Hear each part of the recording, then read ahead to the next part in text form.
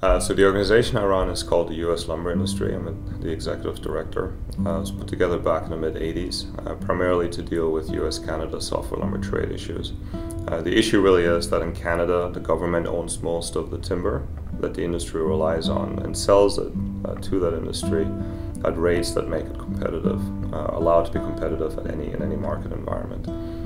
Here in the U.S., private timberland owners sell timber to our companies. So our system is just very different from theirs. In Canada, the government essentially prices that timber always to make sure that the industry can survive. Here in the US, we operate on true market principles, which means the private timberland owner will sell timber when it makes sense to sell it and will stop selling it when it doesn't make sense to sell it.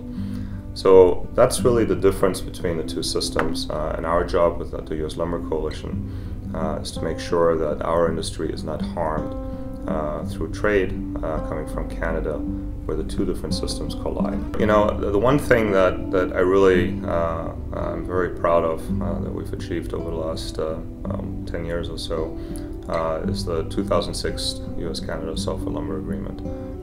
It's an agreement that was put into place back in October of 2006, and it really has helped stabilize the industry during what otherwise was just a devastating market period for everyone involved.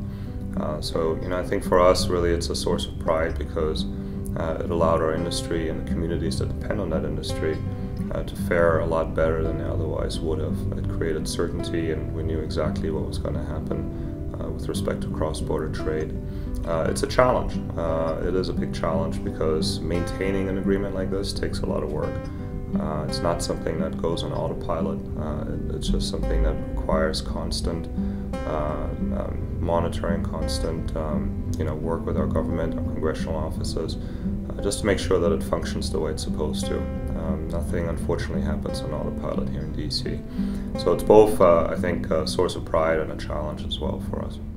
I think your passions should be your hobbies, and your hobbies should be a passion, otherwise what's the point? Really three passions. My family, first of all. I've got two kids, age 11 and 9. Flying has been a big hobby of mine. My mom's father was a pilot, although I never had a chance to meet him because he passed away in the Second World War. My brother's a pilot out in Hong Kong, and I pursued flying obviously as well, both professionally and as a hobby. I don't do it quite as much anymore, again, just because it takes a lot of time, and to be proficient with it and therefore safe with it, you really do need to fly a lot. So with two little kids, it kind of takes you away from home a bit too much. And really, most recently, photography. It's just been an absolute joy for me to do photography. I enjoy doing mostly people photography. I'm not a big landscape guy, I just don't have an eye for it, but I do think I've got a pretty good eye for people. I love working with people, I love meeting people I get to meet through photography. I love it when I take a photo of someone and they actually like it, because that's a really difficult thing to do, to take a photo of someone that they will like it. I mean, to me, people really are art. A friend of mine called me an artist once, and I didn't quite agree with that. I'm simply a guy who presses a button to capture art, and the art is the person that I'm photographing. So it's just something that I've done a lot, and I'm lucky enough to be able to pursue it as a hobby, and to actually buy the equipment that I need to really grow with it as well.